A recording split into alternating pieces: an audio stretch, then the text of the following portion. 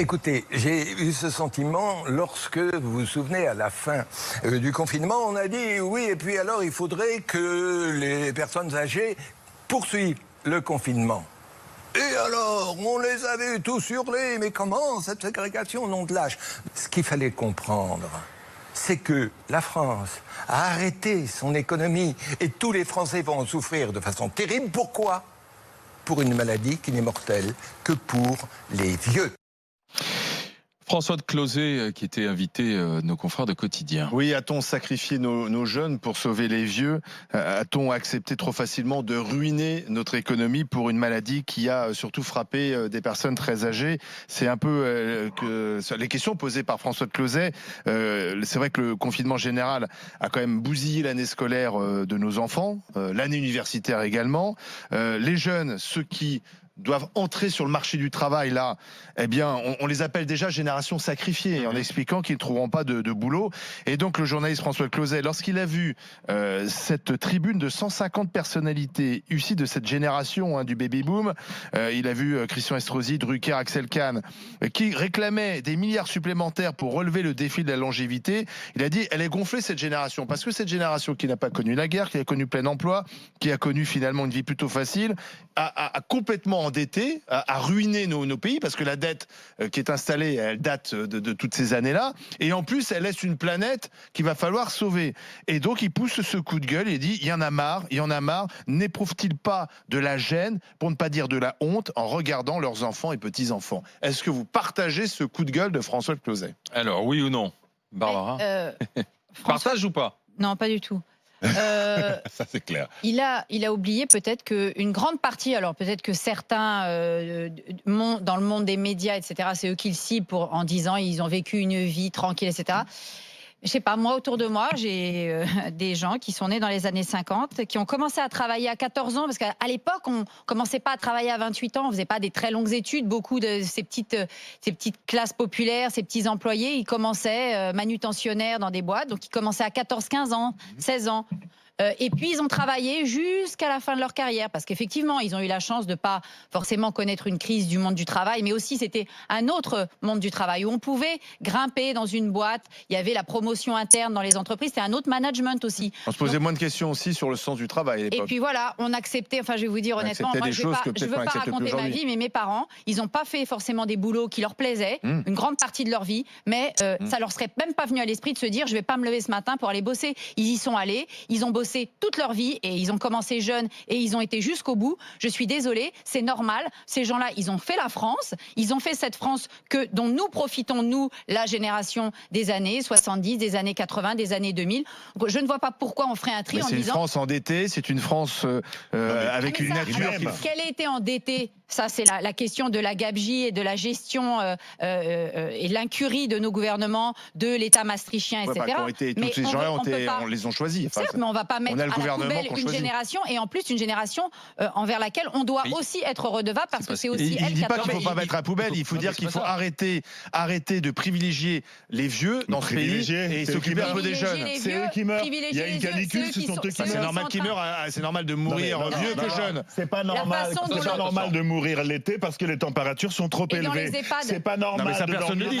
Il le dit pas. Il le dit pas. Ça n'est pas normal. C'est normal de mourir parce qu'on n'a pas fait en sorte de mieux les protéger. Il dit simplement que finalement dans ce pays, on fait des politiques pour les vieux. D'ailleurs, c'est vrai que le niveau, les retraités français sont les mieux traités en Europe. Oui, mais la question, ça ne veut pas dire qu'il n'y a pas des petites retraites. C'est pas la question. La question, quand tu choisis de mieux payer tes retraités que tes jeunes, tu fais un choix de société. Certes, mais Olivier, il a dit, on sacrifie les jeunes au profit des vieux. Oui. Moi, ce que je constate, c'est que ce sont les vieux qui, depuis un certain temps, sont sacrifiés. Quand on vit des crises, qu'on ne peut pas prévoir. Ça a été le cas pour la canicule, c'est le cas, et ça a été le cas pour le Covid. Ce sont eux qui sont morts. Oui, les EHPAD ont été... parce que l'épidémie frappe les vieux. Non, mais les EHPAD ont été abandonnés. Comment ont-ils sacrifié la jeunesse? Parce qu'on a confiné, on a quand même confiné le pays entier, t'as oublié, pendant 3 mois?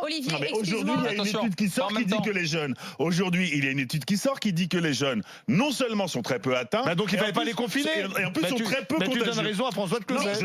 Je dis juste.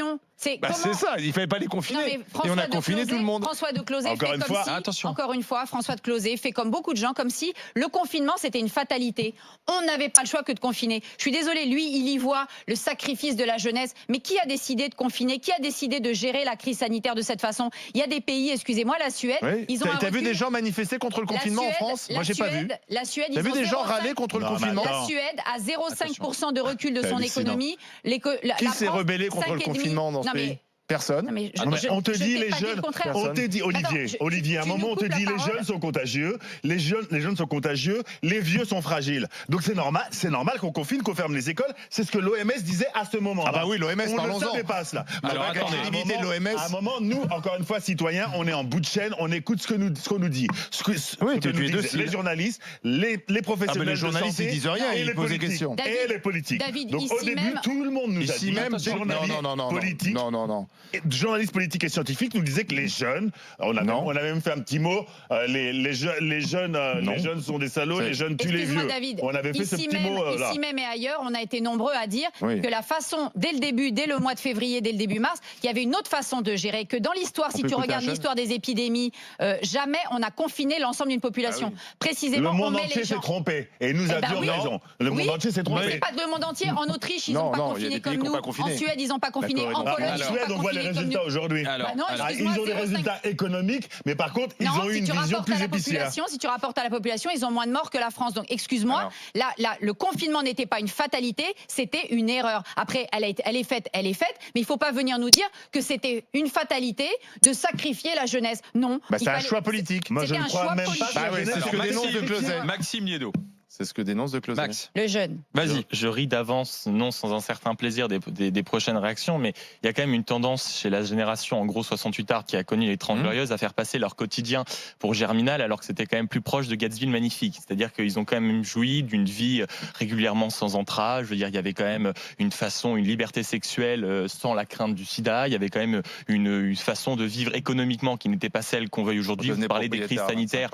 Vous oubliez également la crise de 2008. D'accord. Et donc, faut qu'ils payent, quoi. D'accord. Merci de me laisser finir, Barbara. Et la crise de 2008 également, qui a laissé quand même non pas une, mais plus de 2 générations sur le carreau. Moi, j'adore. On parle des jeunes qui ne travaillent jamais. Généralement, les petits vieux, quand ils viennent emmerder tout le monde en payant en chèque à la caisse du supermarché, généralement, les caissières devant eux, c'est souvent des jobs étudiants. On les emmerde. Alors, c'est quand même les premiers à se saigner l'été dans les bars, à faire des services, à faire la plonge, à faire des trucs qui sont quand même pas faciles. On leur laisse quand même un monde qui est dégueulasse. Moi, ça me fait rire maintenant les grands politiques, les grands écolos qui sont aussi aujourd'hui considérés comme des exemples. Ils expliquent aux jeunes, mais vous avez tellement raison de vous mobiliser parce que la planète va mal. Merci Yannatus Bertrand, mais qui a voyagé pendant des années en hélico? Merci Nicolas Hulot, mais qui a parcouru la planète pour mieux nous expliquer maintenant que, oh là là, surtout, ne voyagez pas. Donc, si vous voulez, il y a quand même ça. Je suis désolé, tu parles de la situation des EHPAD, ce qui est évidemment pas à négliger. Maintenant, je rappelle quand même qu'on a fait un silence absolument total sur tous les logements étudiants, c'est-à-dire ceux, évidemment, qui ne sont pas dans le public, qui ne sont pas au sein des résidences, mais qui est dans le privé, qui n'avaient plus les jobs. Laisse-moi finir, mais qui étaient dans les résidences privées et qui continuaient à payer des loyers qui, la plupart du temps, sont honteusement élevés, qui n'avaient pas les moyens de se payer, où ils n'habitaient pas et qui n'avaient plus de job. Donc, ils se sont arrêtés à la rue pendant que les résidences publiques, notamment Crous, etc., bénéficiaient en gros d'une annulation des loyers. On rajoute à ça, évidemment, une fac qui, quand même, on peut lui reprocher beaucoup de choses, mais où l'enseignement est quand même parfois limite. Allez demander à certains étudiants en médecine comment sont les facs, allez à Nantes, et surtout les fameux étudiants et les médecins qu'on n'arrête pas de fustiger, qu'on a applaudi, etc. Les internes et les externes qui actuellement se saignent pendant le service, qui ont pris le temps justement d'aider les équipes et les services pendant le Covid et qui n'ont même pas touché la prime Covid, qui ont continué à être payés à la petite prime dégueulasse, c'est-à-dire 300 € par mois quand tu es externe. Donc vraiment, on est quand même dans une hypocrisie totale, et le fait de dire qu'en France il y a une politique de vieux par les vieux pour les vieux, c'est quand même le moins qu'on puisse dire, que ça se fasse râler. Et parce que c'est électoral, parce que qui vote dans ce pays, ce sont les personnes âgées. C'est électoral, je veux dire. Et pour ça que les jeunes doivent se mobiliser. Alors attendez, je voudrais qu'on écoute Alba, parce que Alba a voulu réagir très rapidement au 32-16. Bonjour Alba. Oui, bonjour. Bonjour. Alors, est-ce que vous êtes d'accord avec ce coup de gueule de François de Closet ou pas? Pas tout à fait d'accord, parce que dans le sens où nous, on n'a rien demandé. Moi, j'ai 65 ans. Bien sûr. Donc, j'étais retraitée et je suis retraitée. J'étais aide-soignante à l'hôpital et en réanimation. Ah oui. Donc, après, j'étais préservée parce que c'était l'hôpital de Pau et qu'actuellement, il n'y a pas eu énormément de cas.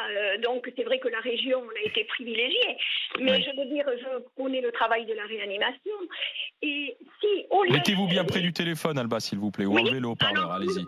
Oui. Au lieu de nous confiner, on nous aurait dit, bon, il faut faire attention, gestes barrières et compagnie. Je sais très bien ce que sont ces gestes barrières, puisque je les ai déjà utilisés en travaillant. Alors, peut-être donc, en fait, ce que je veux dire, c'est qu'on ne nous a pas demandé notre avis. Oui, bien sûr. Après, je suis d'accord sur certains points que dit Maxime. Je suis d'accord sur d'autres, sur certains points, évidemment pas pour tout. Mais voilà. Et si vous voulez, le problème aujourd'hui, Alba, c'est qu'on a appuyé sur le bouton pause, d'accord ? Simplement parce qu'on n'était pas prêt au niveau de l'intendance et de la logistique. Voilà. En quoi le professeur Raoult avait raison, mais on en reparlera tout à l'heure. On a appuyé sur le bouton pause. Et du coup, on a appuyé sur le bouton pause en se disant, tant pis pour les conséquences.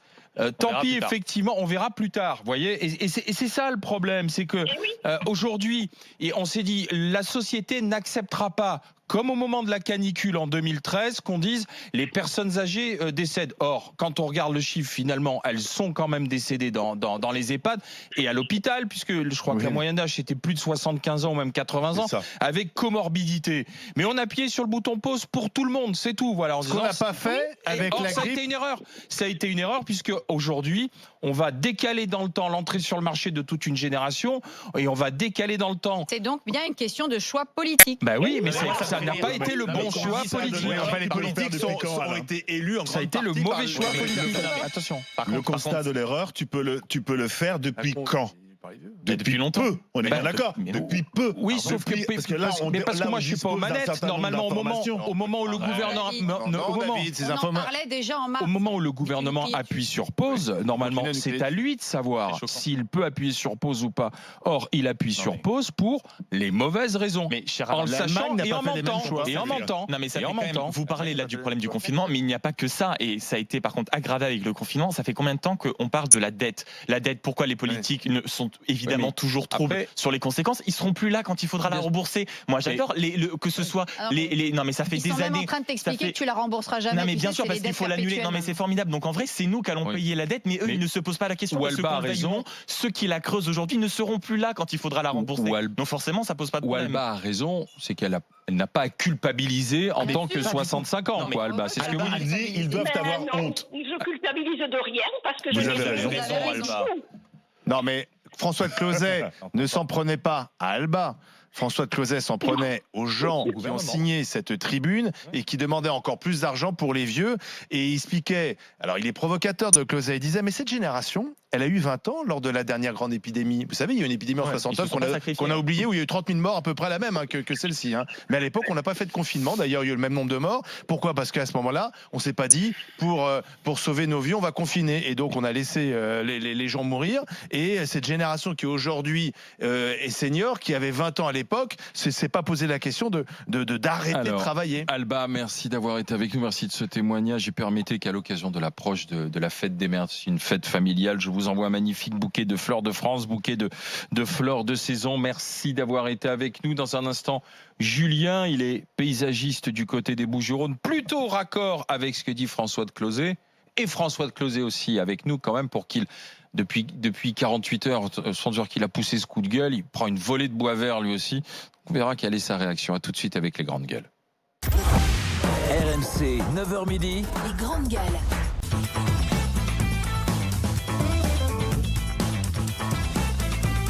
Les GG, les grandes gueules sur RMC et RMC Story. On parle de ce coup de gueule de François de Closet avec Barbara Lefebvre, avec Maxime Niedo et David Dicken. Justement, François de Closet est avec nous. Bonjour François. Bonjour. Bonjour. Vous avez déclenché une sacrée polémique avec cette génération prédatrice du toujours plus. Vous avez joué les grandes gueules, François. Qu'est-ce que vous prenez depuis quelques jours ? Très simple. J'ai écouté le débat. Je vais très vite vous donner des points. Premièrement, il n'est pas question de se défausser, comme pardon, je salue Barbara, de se défausser en disant c'est pas nous, c'est le gouvernement qui a fait ça. Nous sommes dans une démocratie. Nous assumons ce que font les dirigeants que nous élisons. Deuxièmement, il faut bien voir que c'est pas vrai du tout que c'est la même génération qui a vécu la même chose, ceux qui sont nés dans les années 30, ceux qui sont nés dans les années 50, ceux qui sont nés dans les années 30 comme moi. On a vécu la guerre, l'occupation, la reconstruction, alors que ceux qui sont nés dans les années 50, ils ont eu un pouvoir d'achat double de ce que nous avons connu et n'ont connu aucune de toutes ces épreuves. S'il vous plaît, on ne confond pas tout. Deuxièmement, dans les vieux, on ne confond pas tout. Il y a des seniors qui ont de 60 à 75 ans et qui sont en pleine santé, en parfait état de subvenir à nos besoins. Il y a les 75 ans et plus dont la santé se dégrade et qui ont besoin de solidarité. Maintenant, je veux vous rappeler que parmi les jeunes en France, le taux de chômage est de 20% alors qu'il n'est que de 11% en moyenne de l'OCDE. Et que le taux de pauvreté chez les moins de 30 ans est de 20%, 21% en France, et qu'il n'est que de 7% pour les seniors. Alors, s'il vous plaît, dernière chose, ne dites pas « mais la dette, on s'en fiche, faut pas la rembourser » parce que, voyez-vous, même, simplement, sans la rembourser, les frais financiers, s'il n'y avait pas eu cet effondrement des taux d'intérêt que personne n'avait prévu, on aurait aujourd'hui, chaque année, déjà 50 milliards tous les ans de frais financiers. Donc c'est de l'irresponsabilité complète de dire on peut s'endetter parce que les États ne remboursent pas. Voilà, c'est tout. François, c'est pas moi qui dis ça. Justement, je condamne cette idée d'empiler les dettes. C'est justement ce qu'on entend. Certains économistes viennent nous vendre leur histoire d'accumuler des dettes nationales, des dettes européennes. Et vas-y, mon kiki, les dettes souveraines, on enchaîne. Et en nous disant, c'est pas grave, on va pas rembourser. Et je suis tout à fait d'accord avec vous. Si c'est grave, parce que c'est les générations futures qui vont rembourser là-dessus. Cette dette, elle a été créée pas uniquement pendant le confinement. Cette dette, on la trimballe depuis un moment. Exactement. François a pas tort de dire. Et là, on l'a aggravé. François a pas tort de dire. Et je comprends bien que, bien sûr, il faut pas culpabiliser telle ou telle personne, mais il n'a pas tort de dire que le monde tel qu'il est aujourd'hui, il a été créé, il est laissé par les générations passées. Et quand on parle du problème du réchauffement climatique, quand on parle de la dette, quand on parle effectivement du chômage, des fractures, etc. dans ce pays, ce ne sont pas les jeunes qui les ont créés, ce sont les vieux. François, permettez-moi un dernier détail. À propos du confinement, j'ai entendu Barbara dire oui, on aurait pu ne pas le faire. Je vous signale tout de même que la Suède a à peu près le même taux de mort que nous, alors que les pays scandinaves tout autour qui ont fait le déconfinement ont un taux, mais 10 ou 20 fois inférieur. Absolument. Il faut tout de même y réfléchir. Et que la Suède est en train de connaître des difficultés économiques considérables, mais peu importe. Ce que je veux simplement dire, c'est que si la France a été condamnée à faire le déconfinement parce qu'elle avait détruit ses masques, toutes ses réserves sanitaires, cette destruction qui effectivement est une faute politique très grave, a été commise par la droite, par la gauche et par les macronistes. C'est l'ensemble de la classe politique sur une période de 10 ans qui a fait preuve d'une imprévoyance coupable et qui nous a retirer le choix dès lors qu'on n'avait pas de masque, qu'on ne pouvait pas faire autre chose. C'est pour ça, François, que je disais qu'on avait... François, c'est pour ça que je disais qu'on avait appuyé sur le bouton pause pour de mauvaises raisons, sans se préoccuper de ce que ça allait déclencher, ou plutôt en se disant, on voit les conséquences, mais il vaut mieux appuyer sur le bouton pause, on n'a pas les moyens de protéger une classe d'âge. C'est ça, François. Bien sûr, parce qu'on s'est mis dans cette situation, mais comme je voudrais, ce serait tellement simple de pouvoir se dire, oui, c'est Macron qui a fait ça, changeons Macron. Non, c'est toute la classe politique. Et ce que je mets en cause, c'est la façon dont la classe politique a géré la France depuis 50 ans, que ce soit la droite, que ce soit la gauche. Je m'en fiche, les dettes n'ont cessé de s'accumuler et le déclin n'a jamais cessé. On pouvait attendre de Macron quand même autre chose puisqu'il avait été élu sur un autre discours. On pouvait attendre d'Emmanuel Macron de privilégier plutôt la jeunesse de ce pays.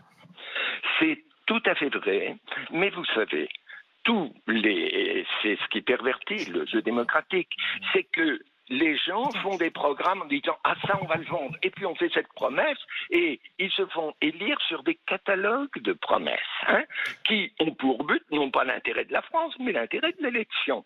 Et ensuite, ils ne peuvent pas les tenir. Et les gens disent « Plus ça change, plus c'est pareil ». Ils font tous la même politique. Et, évidemment. Et même Macron, qui avait eu l'idée juste de miser sur le dynamisme, sur la jeunesse, c'était très bien. Mais comme François Hollande. Quand il s'est confronté aux réalités d'une France sclérosée par 50 ans d'incurie politique, eh bien, effectivement, vous avez tout à fait raison.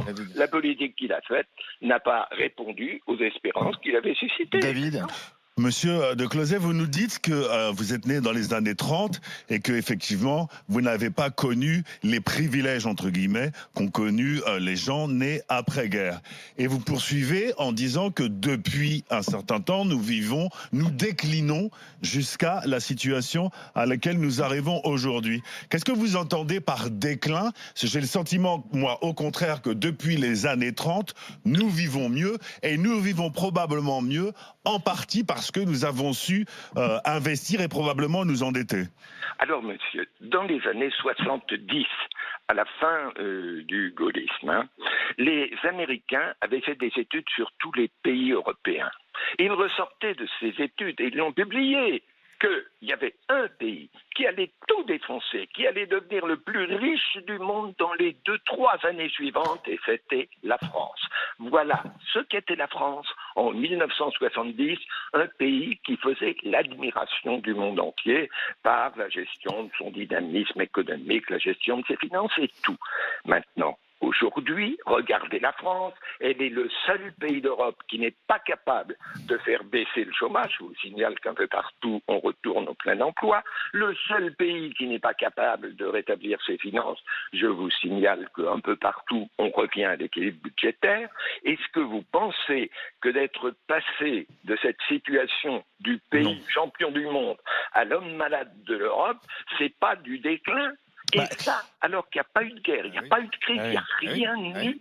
Ces 50 années que nous venons de vivre sont les années les plus paisibles de notre histoire. On n'aurait jamais imaginé ça. 50 années sans guerre, sans catastrophe, sans rien. Merci François de Closet, merci d'avoir été avec nous, journaliste ici. Julien, bonjour. Et bonjour les grandes gueules. Ça, vous avez pu écouter tous les arguments, mon cher Julien. Qu'en dites-vous alors? Julien. Ben, moi, je suis d'accord avec lui. Quand on prend là le confinement, on l'a fait essentiellement parce que 80% des gens qui mouraient étaient plus de 65 ans. Oui. Donc, on a voulu les sauver. À part comment il s'appelle sur votre plateau, je ne me rappelle plus. Celui de Saint-Martin, David, qui a une maladie auto-immune. Donc, c'était quelque part pour lui aussi pour le sauver. Je sais pas, c'était vous, je crois, dans la semaine, vous avez reçu celui de Doctissimo. Qui a dit que ça avait coûté pour les vies sauvées entre 3 et 10 millions d'euros pour sauver les plus de 65 ans et les gens comme David. Donc c'est énorme ce qu'on a fait peser sur les jeunes parce que c'est eux.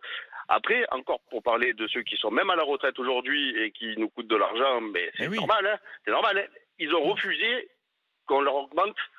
C'était la CSJ ou la RDS là, qu'ils avaient fait la grève et tout, qu'ils étaient dehors, machin. Pour les jeunes, nous, Maxime, moi j'ai 39 ans. Nous, la retraite, on aura fifre et tambourin. Parce que Julien, c'est comme ça. Vous savez quoi, Julien?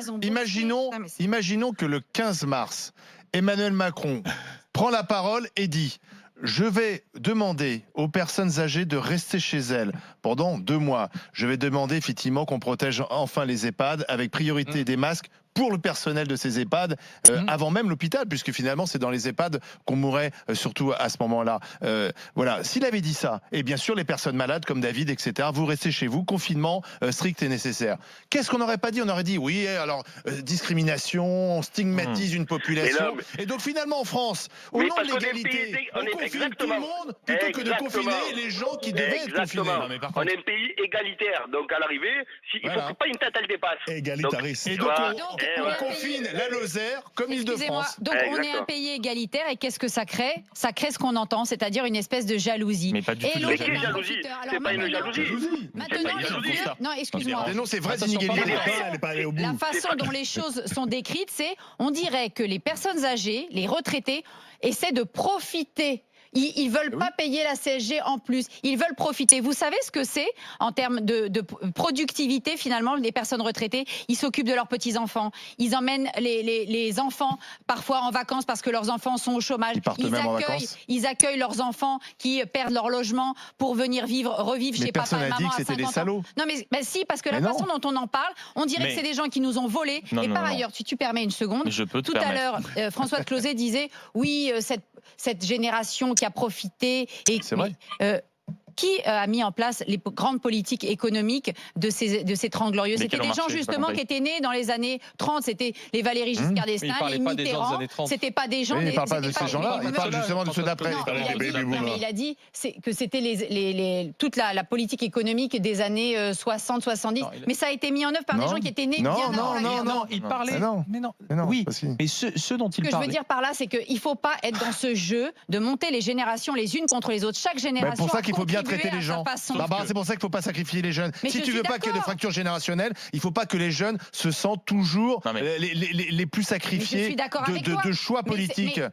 Et des choix politiques qu'on valide finalement. Ne pas sacrifier les jeunes, ne pas sacrifier les jeunes, ça ne veut pas dire pour autant sacrifier les vieux. Non, mais c'est qu'il faut que chacun fasse des efforts. Je suis désolé. Les vieux, ils en font des efforts aussi. Non, quand on leur demandait de faire un effort sur la CSG, c'était un scandale. Enfin, il y a eu des manifestations de retraités. T'as vu ce qu'ils payent, mais t'as vu ce qu'on paye, nous? T'as vu ce que payent les gens qui travaillent? Mes parents, ils sont en retraite et tous les ans, la CSG, elle a augmenté pour eux. Je vois pas pourquoi elle aurait mais la retraite, elle est payée par qui? Elle est payée par les actifs. Mes parents, ils ont bossé toute leur vie. Mais c'est nous qui payons pour nos parents. Mais c'est nous qui payons pour nos parents. 6 mois de chômage parce qu'ils ont tout de suite retrouvé un boulot et qui était un boulot moins qualifié. Alors arrêtez. Mais justement, mais t'es en train de faire la preuve de ce que dit François de Closet, justement. Mais moi, je te dis simplement, on ne sacrifie pour sauver une génération, on n'en sacrifie pas une autre. Non, il faut être juste simplement. Ce gouvernement n'a justement pas su. Pas ce gouvernement. Si, pas seulement celui-là, mais non. Dans sa façon de gérer la crise sanitaire. Je remercie. En plus, on nous a prétendu que c'était pour sauver les vieux. C'était même pas pour sauver les vieux. Non, mais il y a quand même deux choses. Ce que tu dis, ce gouvernement, je suis désolé que ce soit François Hollande nous avait promis, oui, les jeunes, je suis avec eux, etc. Oui, mais peu importe, parce que ça fait des années. Ensuite, tu parles de la CSG. Bizarrement, la CSG, on avait droit à des face-à-face retraités Emmanuel Macron quand il était en déplacement, filmé par toutes les caméras du monde entier, avec le petit vieux qui donnait sa feuille de paie. Je te dis pas que c'était pas normal, mais bizarrement, quand c'était un étudiant, quand on lui avait niqué ses 5 € d'appel, il y a personne qui l'a ramené. Et quand on a commencé... Ah bon? Parce que ça a été annulé? Ça a été annulé. T'as pas vu la levée de bouclier? Et quand la levée de bouclier, et dès que Jean-Luc Mélenchon, la seule fois où justement il a fait marquer les esprits, il a acheté un espèce de panier pour faire des courses en disant voilà ce que ça peut coûter quand même 5 € pour un jeune, c'est-à-dire un repas pour une semaine. Tout le monde lui a dit mais enfin monsieur Mélenchon, quelle démagogie. Et ensuite, je terminerai juste. On dit les jeunes, on fait beaucoup pour eux en attendant. Tous les jeunes qui sont en train de faire des diplômes, parce qu'on leur dit vous comprenez, il faut des diplômes en France, même s'ils sont nuls, donc on les force en quelque sorte à faire des études à des trucs totalement nuls.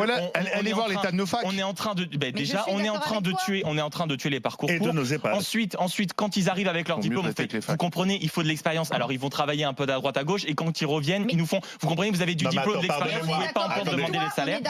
Et enfin, attention, quand ils font des études.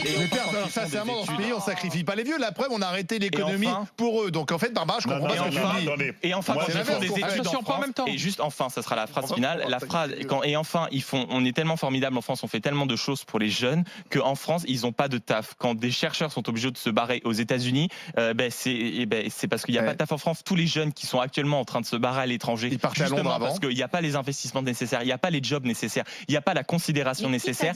Et le tout, je l'ai eu quand j'ai essayé de monter. C'est évidemment pas la même chose. Je l'ai eu quand j'ai essayé de monter des projets au Sadolone avec des potes. C'était des projets associatifs, des radios locaux, etc. C'est très simple. J'avais été reçu dans le bureau du maire adjoint de l'époque. Il m'avait dit c'est très bien votre idée, on la soutient. Seulement le local que vous voulez, il est pris au le club de tricot. Donc voilà, je veux dire ça c'est con à dire et après on dit vous comprenez. Mais non, mais pas du tout gros raccourci. Le tricot plutôt que la radio. La façon dont tu présentes les choses, c'est mettre les uns contre les autres. C'est faire un constat.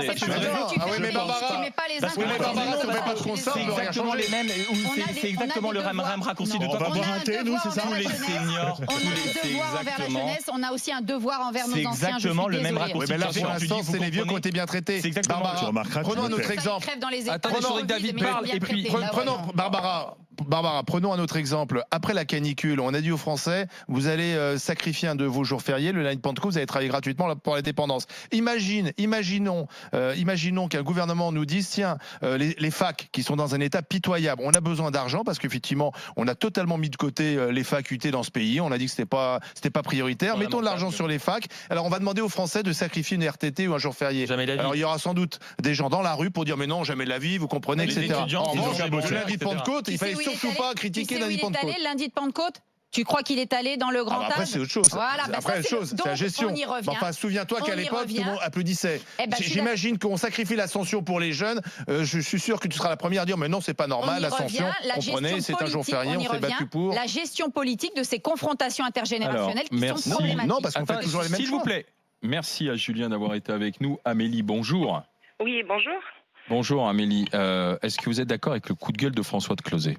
Effectivement, je suis d'accord. C'est quelque chose ça fait du bien de l'entendre, puisque ça a été un sujet que moi j'ai abordé avec mes parents, qui eux sont autour des 70 ans, travaillent toujours, ils sont en libéral, et qui nous ont dit voilà, mais c'est mes parents un jour qui m'ont dit voilà, merci un peu quand même d'avoir tout mis en stop, le travail de mon travail, celui de mon mari, celui de mes amis, tout ça, parce que effectivement c'est nous qui sommes les plus fragiles. Et ça fait du bien de l'entendre, d'autant plus qu'on se retrouve dans une situation où tous les sujets dernièrement évoqués dans la société, etc., à chaque fois qu'on a voulu avancer sur le sujet, on a voulu améliorer les choses, etc., on s'est pris un peu un mur par rapport à la CSG, par rapport aux retraites, même par rapport au climat. Il faut absolument que ça soit la jeunesse qui se mobilise à chaque fois, la jeunesse qui donne. Mais il y a un moment où on ne voit jamais de retour ou même une reconnaissance. Quel âge avez-vous? J'ai 28 ans. Et vous faites quoi dans la vie? Ostéopathe, libérale. Donc autant vous dire que moi ce confinement, voilà, ça n'a pas été facile. Et quand on se retrouve, quand on écoute un petit peu à droite à gauche ce qui se passe, les retraites, est-ce que vous pouvez travailler plus longtemps?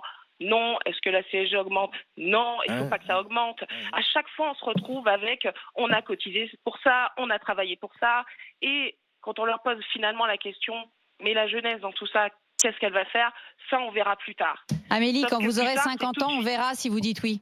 D'accord? Quand vous aurez bossé toute votre vie, on verra si quand on vous proposera plus d'impôts, etc., quand vous aurez 65 ans, 70 ans, on verra si vous direz oui, je vais bien sûr accepter. Non, mais parce on a bien dit ça aux Français. Barbara, moi je suis libéral, atterrée. Barbara, ils ont 75 ans et ils ne peuvent pas arrêter. S'ils pouvaient arrêter, s'ils voulaient, s'ils pouvaient finalement, ils le feraient, ils ne peuvent pas. Mais effectivement, je peux comprendre que pour certains, ça soit plus compliqué, mais il faut trouver une solution.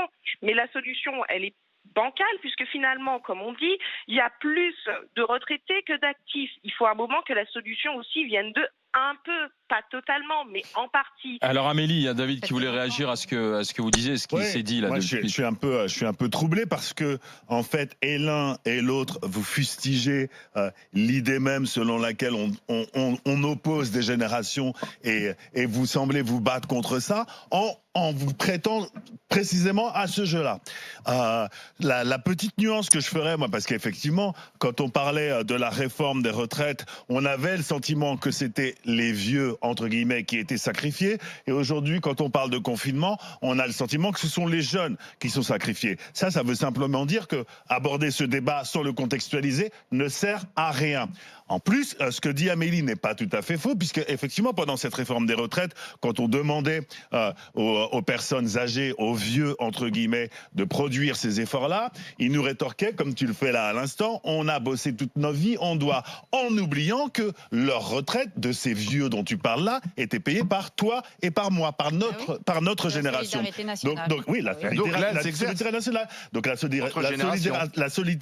solidarité nationale s'exerce. Ça marche dans les deux sens. Elle n'est pas unilatérale, elle doit marcher dans les deux sens. Et je trouve que vous avez tort et l'un et l'autre. Les vieux sont des profiteurs.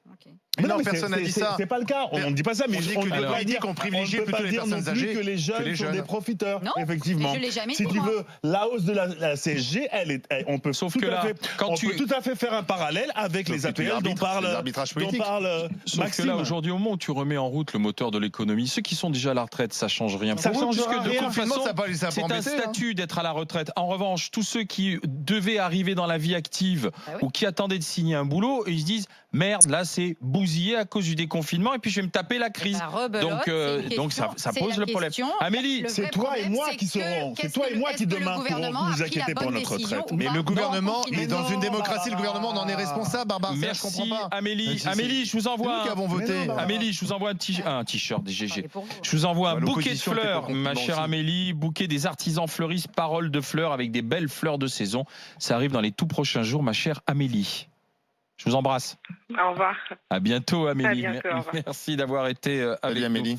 Dans un instant, les tendances GG. On va revenir sur ce qui se passe aux États-Unis, entre autres, avec l'énorme coup de gueule, vous savez, du boxeur médaillé Tony Yoka, qui vit en partie aux États-Unis, qui est noir et qui dit oui, allez-y, brûlez, cassez. Et il s'est fait rattraper par un autre boxeur champion du monde, un Français, Raphaël Tronchet, qui dit non, quand tu es médaillé olympique, que tu as même la Légion d'honneur, tu ne peux pas appeler à brûler et à casser. Ça a fait un barouf sur les réseaux sociaux et c'est en tendance GG dans un instant. RMC jusqu'à midi. Jusqu'à midi, les grandes gueules.